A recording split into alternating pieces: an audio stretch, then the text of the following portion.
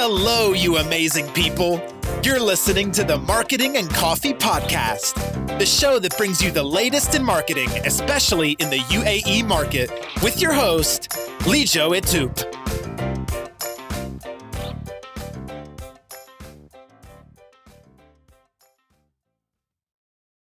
Hello, everybody. Welcome to the podcast. In this difficult times, e-commerce is the business and the way forward. No matter which business you are doing, if you're selling something online, that's the way forward.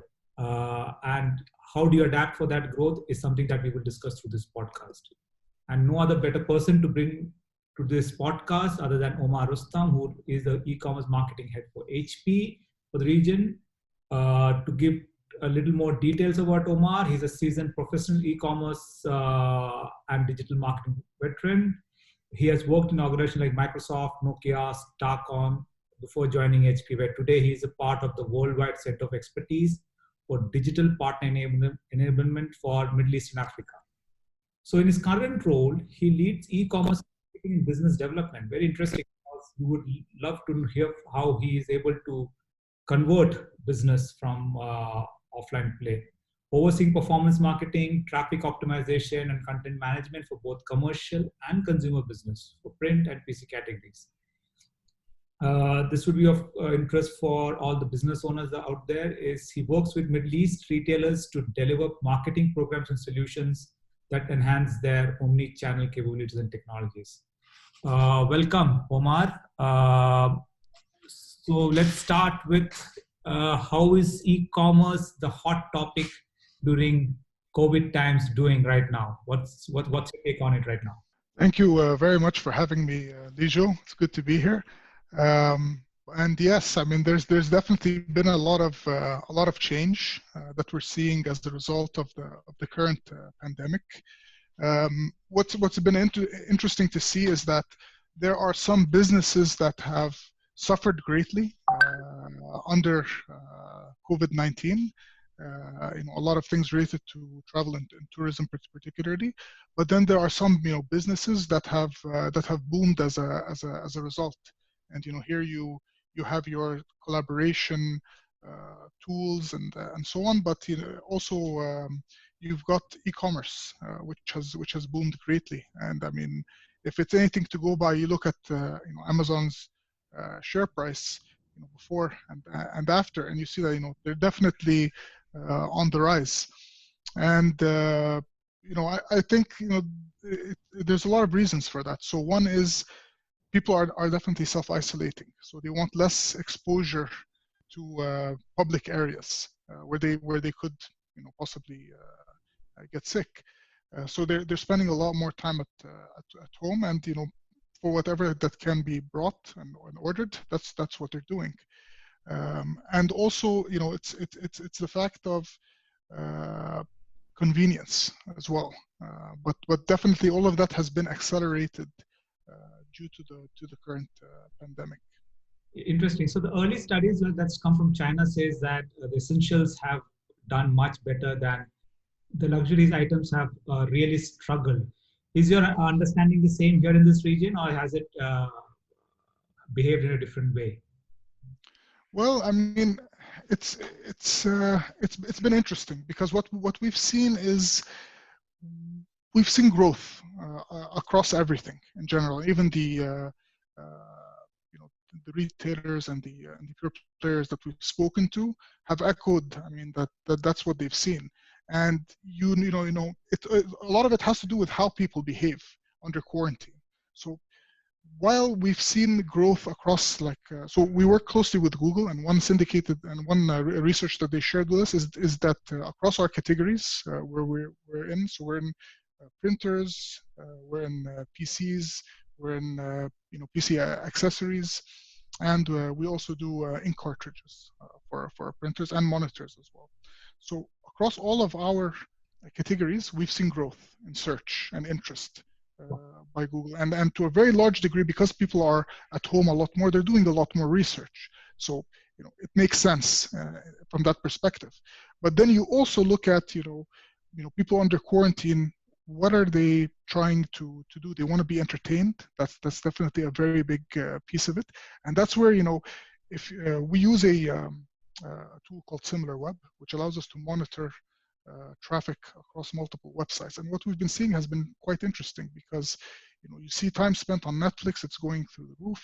You see time, spent on Twitch for gaming, it's also going through the roof. And to a large degree, we're seeing that reflected in the business. So people are looking for gaming machines so that they can game and pass the time. And definitely, purchases have gone up in the online space. And to a very large degree, it's proportionate to what's happening in the store. So there are some markets where you've had complete lockdown, where retailers have had to completely pivot their business from maybe 1% or 2% online to some weeks being 100% online, where all stores have been shut. And it's also dependent on how certain countries have responded. So countries that have said, for example, that we will only allow supermarkets and mass merchant type of environments to operate, but everyone else needs to close, then that's where you see a massive shift into online for electronics, for all of these other categories that don't fall into the non-essential type of environment. So there's definitely a relationship between what happens on the ground and then ultimately how that manifests itself in the online space, and the two are interrelated. But the one thing that we're sure of is that once and I know it's a little bit far to think of this, but once we're done with this pandemic and things are relatively back to normal, I don't believe that consumers will go back to the way it was before. They have been exposed into different modes of purchase, and I think that is going to stick with them. Particularly, you look at the older segment of the elderly, where they're not typically associated with e-commerce, but due to the fact that COVID-19, they are particularly at risk from it, they will tend to self-isolate and maybe gain more exposure into e-commerce through that necessity. So I do think that there will be some changes, and it will be a learning curve for everyone to see how things change. Yeah, if you're the clients, I tell this a lot of clients. People, even if they're not buying, they're doing window shopping a lot. So this is even if your category is not selling and it's not one of the products that consumers are wanting, but they're doing window shopping. They're all looking and researching, and at the time when they actually want to buy, and if you're not in the consideration set because you were not well prepared online, it could lead to a loss of sales at that point of time. And we were just speaking before we started, it's like how groceries have kind of broken that barrier of online shopping, which was there earlier. I think you're speaking to a lot of those kind of retailers also on their experience. Absolutely. I mean, so two things here. I mean, on your first point, you're absolutely right. I mean, there is a lot of research that is taking place, and I think one of the mistakes that often happens is that there's a fixation with the bottom of the funnel, the conversion.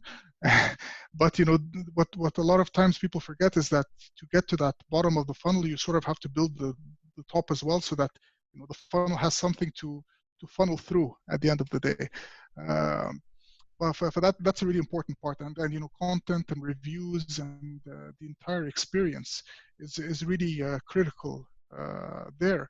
And while to a certain degree, the current pandemic, because of the change in behavior of consumers migrating to online and for a lot of their purchases, that represents an opportunity. But that opportunity is lost if the experience isn't great. So if people are waiting, several weeks after they filled up their basket, and then the basket arrives and there's products missing in it, because the inventory isn't tied up within the architecture, then that's a bad experience, and people are less likely, to stick with that retailer once things open up. So the experience factor, the content, the research, all of that stuff is really critical. It's not just about the bottom of the funnel, like you said. The second thing is absolutely, grocery has been probably the biggest gainer as a segment. Based on our discussions with retailers and pure players, they've definitely mentioned that that's where they're seeing massive growth. I think, in the most markets, electronics usually tends to lead the way, especially mobiles, because that's kind of an easy purchase to make. If you go and you see it at the store and then you order it online, you pretty much know what you're getting. But the grocery, people have often, it's often a late comer to the game. But I think in this particular situation, it's really accelerated, and that's really built on the need and the fact that there are really, really good providers out there with a good experience, with good products, fresh produce, that haven't disappointed. So they've made that adoption easy, and the better the experience becomes, and the smoother and easier, for sure, that growth will be sustained. And again, to a large part, we were talking about changing consumer behavior, and that's something that if the experience is good, I think grocery will be one of the things that sticks with consumers, simply because it's something that's bought in frequency. There's a lot of items that it's just a no-brainer, and you know what you want from it. And then third is even items where you might be a bit choosy. If there's a level of trust established in terms of the produce being fresh and good quality, then it removes that, let's say, obstacle or fear of not getting the best thing. So yeah, as long as that experience is managed well, I see it as something that can sustain the growth and maintain a positive share. Yeah, so very interesting. My personal experience, like yesterday in the printer and category, was that I had gone to pick up some cartridges because my cartridge got over, and I was standing there as a marketer. I thought, okay, I'm sure this has gone through the roof because everybody is printing at home, because everybody's studying at home. People who have not had printers at home are buying printers. People whose cartridges use them. Typically, I buy a cartridge which only 300 pages to be printed. But yesterday, I bought a cartridge that 800 pages needs to be printed because I knew the printing has gone up drastically. Everybody's printing at home. My wife is printing, I'm printing at home. So that's the consumption has gone up to a category that I didn't imagine would grow. So how has it been for your industry otherwise? Yeah, it's as you said. We're seeing a shift in behavior, because as people are, as children are studying at home, as parents are working at home, there's been ultimately a shift in behavior, and so as a result, the way that consumers have reacted is also manifesting that. So they are buying their cartridges online because they're studying from home, and to a certain degree, we are seeing people buying printers as well, because they need to prepare for the year. And I imagine, we will probably see some sort of seasonality around this, because that's how people are, right? They buy things when they need them. When we come to the back to school season, I imagine there'll be definitely a surge around that time. And definitely, as we close out this year, there will be replenishment as we around inks and so on. But I think everyone, to a large degree, which has been interesting, has been setting up their work-study space at home. And I think the one thing that everyone has in common with COVID-19 is it caught us all unaware.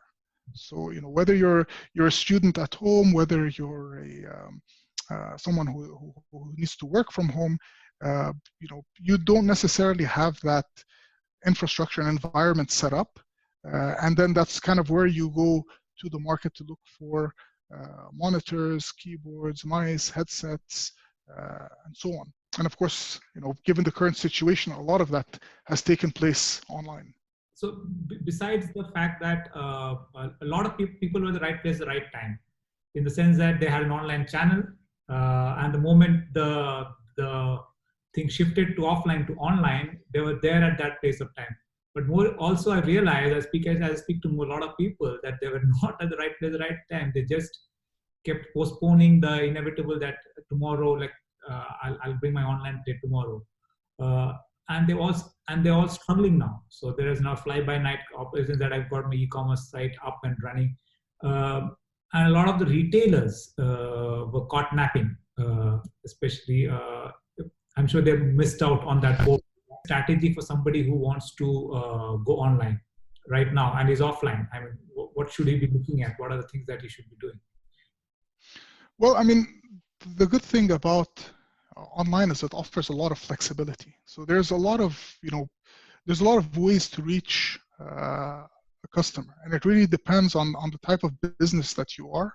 Having your own e-commerce website, and that might take. I mean, now there's a lot of good tools that are really much plug and play. You've got Shopify, you've got a lot of providers that have really evolved and made it simpler over time. So getting started now is not so much of an issue, but it's, I think, more about having the vision and the right setup and knowing what you want to get out of it, and what you're looking to drive as a relationship with the customer, because it's not something that you'll ever build and you'll say, okay, now I'm done. So my feeling or my advice would be first to really take a step back, identify what is that route to market that you want to take, and then begin looking at, okay, how do I then begin pulling together all those bits and pieces together, and that's where you really have to have a short-term, mid-term, and long-term plan, and to be realistic about it. So, in the short term, it could be, okay, let's just have sort of the storefront, being able to get product in hand. Maybe we don't go with a huge selection. For example, let's start off small and scale our way up. And then, the midterm could be about, okay, then how do we now look at how do we optimize operations and experience and so on. And then, third point is, okay, then how do we pursue aggressive growth and so on. So it really differs. But I would say, it's important to have that kind of strategy and to do the thinking behind to be able to build and execute on that strategy. Yeah. So very clearly, what you're saying, people need to be invested for a long period of time. This cannot happen a fly-by-night, overnight success. This is a mix of experience, having the right kind of a UX, leading to a good delivery experience, and then. So I guess people have to vary that if they're coming online, they need to stay invested, because it's not an overnight success just because it is online, right? 100%. I mean, what I would say is, all the fundamentals that you're used to offline, they apply online. It's just, it's a different methodology, but it is the same fundamentals. And I mean, if there's one like specific thing that I would say is that the most important thing is you need to be able to put yourself in the shoes of the customer, of the person who's coming to your site. So think about, the browsing experience. I mean, how long is it taking for the page to load? Because people now, they have a very short attention span. You need to consider, is he coming from mobile or web? If now we're seeing that most traffic is coming from mobile. It's really looking at that experience side of things, and usually usually the framework that I have for myself, that I operate within, is I look at it in 4 quadrants. So I look at it first in terms of assortment. So once like the experience side of things is taken care of, I look at, okay, when this person comes to my site, is he or she able to find what they need in terms of product, or am I missing certain variants? Do I not have the right stuff in stock? So on. So that's the first thing, is that because people ultimately can't buy what you don't have. So it's first making sure that listing is correct. Then it's moving into the pricing. Is from that listing, is the pricing competitive? Can they get it cheaper elsewhere? Is it available on Amazon for less? So on and so forth. Who am I competing with? So making sure that your pricing is competitive is another key element. Then looking at the content experience around it, because once people have decided that, okay, I'm interested in this product, it's at an attractive price, they begin evaluating between it and the other products. So having, videos, images, things that tell a story about the product, of course, having the specs, benefits, all of that stuff becomes critical. Ratings and reviews, because ultimately people are looking for validation before they buy to make sure that this is a good product. So all of these elements become critical within that journey of decision making. And then finally, like when these three, let's say, quadrants have been addressed, then I finally look at the marketing engine, because the marketing is just what gives acceleration. But if the fundamentals, which is what we just discussed, isn't there, then that's a bad experience. So it's really having that full 360 within the strategy and thinking about what kind of an experience the customer is having. Yeah, so this is awesome, and I'm sure that this is a very valid point for anybody. Like even if they have a e-commerce strategy, we look at it from a fresh point of view, and also people who are offline to online to make sure that these 4 quadrants are met in getting this. So that's a very good summary of how people should look at the entire scaling up of the e-commerce operations. And also a lot of the challenges that a lot of business fail is like what this is, that everything is measurable. So I guess to have the right measures in place, right tools in place, also would help the customer to make a more evolved decision making. 100%. What I would say is, most importantly, don't be afraid to make mistakes, because this field, is far from complete. We're all learning something new every day. But the only way you're going to get there is if you make those mistakes. So that's probably the best piece of advice. But always be learning, and a big part of learning is that you have to be tracking, because you can't really learn from something that isn't tracked. So make sure that you have the right tracking setup, that you're measuring every type of optimization, every type of adaptation that you're doing. But don't be afraid to make a mistake. That's actually a learning opportunity. I wouldn't call it a mistake. Yeah, great. So excellent. So I guess we are in a new phase of life where something very exciting for an e-commerce marketer and a general marketer for sure. And it's very exciting times for anybody. But yes, a lot of the businesses have to redefine themselves. And I think, Omar, you've got amazing pointers to how people should look at when they go e-commerce. And I think it's going to help a lot of them and make them plan better way. Yeah, that's amazing insight and very well said. You have to make mistakes. You will make mistakes, and the only way to know that you're making mistakes and keep reinventing yourself is make sure it's trackable. So we discussed a lot of things. We discussed on an overall level how the e-commerce business is affected or is doing well, which are the industries that is doing well, how very specific to your business HP is doing well, and the consumer behavioral changes, how the 4 quadrants helps people to streamline the way they're going to measure or look at scaling up. And we know that the measurement is an important part of the business. So it's very exciting times for you as a e-commerce marketer. And I'm sure there are lots of e-commerce marketer, e-commerce business owners who are looking for some plans on how to scale up. So how would you like to summarize? What are the things that they should say that these are the things that I should go ahead and do? Sure. I mean, we've talked quite a bit about some points, but I think there are some in my mind that stand out as key, on starting on e-commerce and really guiding how the approach happens. So the first I'd probably start with is really revisiting the objectives of why going online, because if you're moving into the online space, or even if you're established there, the guiding principle or the North Star principle should always be the objectives that you're trying to drive. Right. So it's really about revisiting the objectives of why online, because then that really guides your strategy that you're going to build eventually. So it's a very important thing to figure out at the beginning, and you might not even get it right in the beginning. You might need to pivot at some point, and that's fine. But you should always be guided, by a principle. There should always be a North Star that you're aiming towards.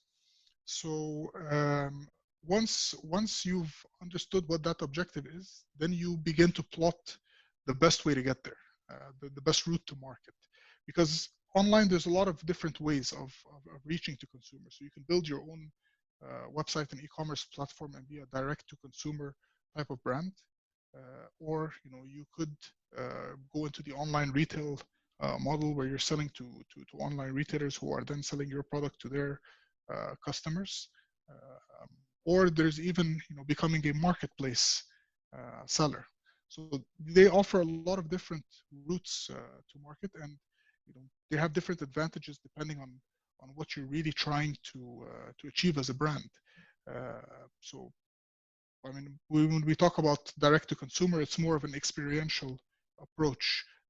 Marketplace, it kind of gives you the spread to be on different platforms and sell in a lot of different places and try to maximize revenue. So again, I mean, going back to the objective and then identifying the best way to get there, I'd say those are two key principles.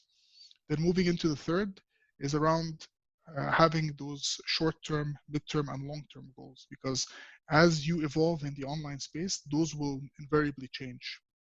But again, I mean, planning is really key to keep you centered and guided in terms of growing your business. So it's key to really think about, okay, in the short term, what am I trying to achieve? Am I trying to lay the foundation? Am I trying to learn about the business? What exactly am I trying to do in the short term? Then in the midterm, is it that I'm looking to scale? Do I need to hit a certain revenue number? What am I gunning for in the midterm, so I feel a bit more comfortable? And then really the long-term plan of what will look like success ultimately.